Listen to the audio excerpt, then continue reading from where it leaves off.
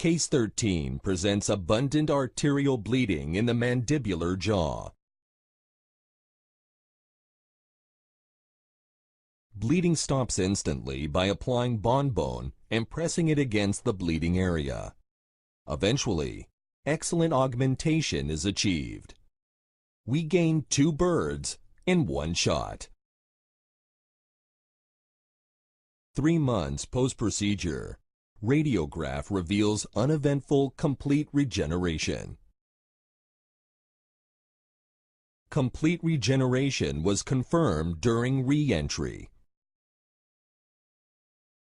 The next video presents using BondBone to stop arterial bleeding.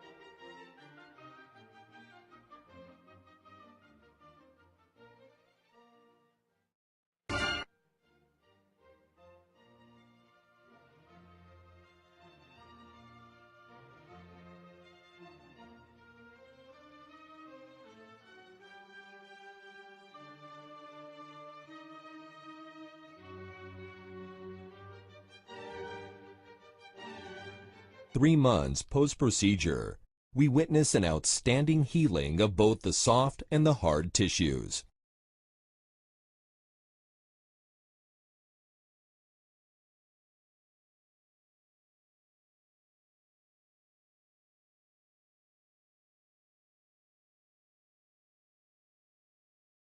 If it's so impressive, do we need the other bone graft materials? The answer is yes, since a variety of clinical cases require augmentation materials with longer space-maintaining capabilities. However, when using granules alone, they dramatically limit the quantity and quality of the new formed bone. Thus, in order to obtain higher percentage of newly formed bone, we encourage using BondBone as a composite graft. BondBone has the ability to encourage larger quality and quantity of newly formed bone when used as a composite graft. The following illustration describes a bone filled with granules in about 80% of the volume. The maximal amount of new formed bone in that case is 20%, since bone can be formed only within the gaps between the granules. In that case, it will take 6 to 9 months for the structure to be stable enough for re-entry.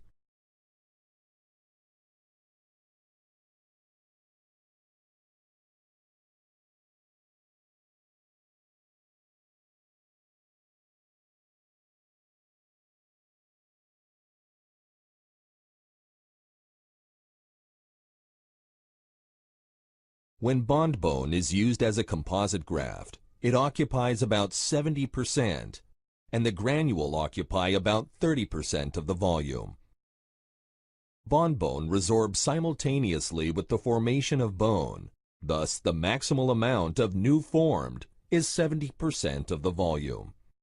Therefore, new bone of high quality and quantity is formed.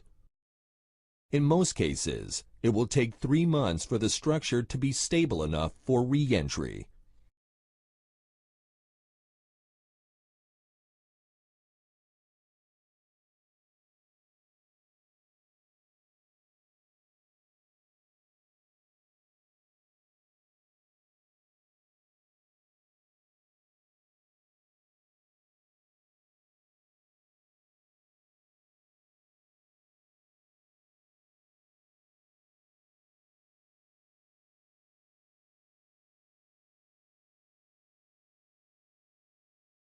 Using BondBone as a composite graft.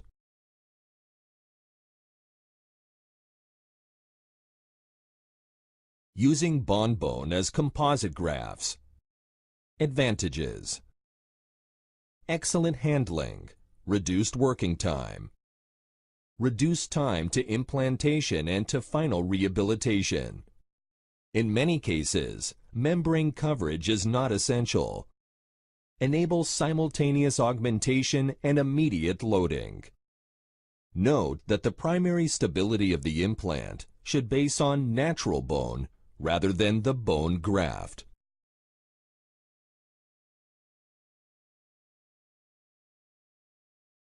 Case 14 describes a defect larger than 10 millimeters with a missing buccal plate.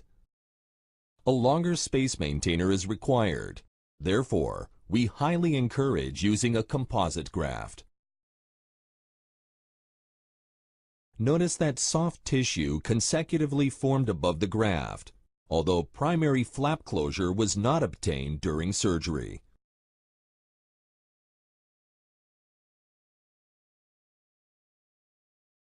Complete healing of the defect is obtained 3 months post-procedure.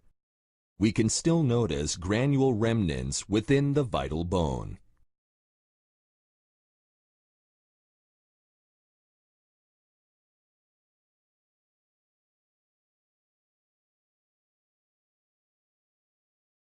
Case 15 describes failures of 3 implants involving sinus augmentation.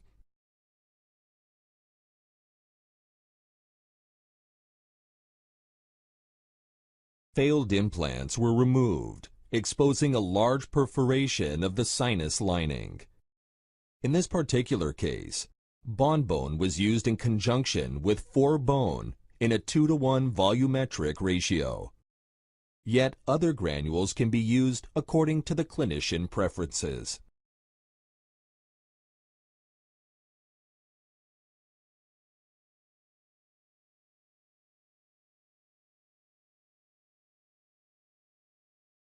Radiograph presenting the results obtained 3 months post-procedure.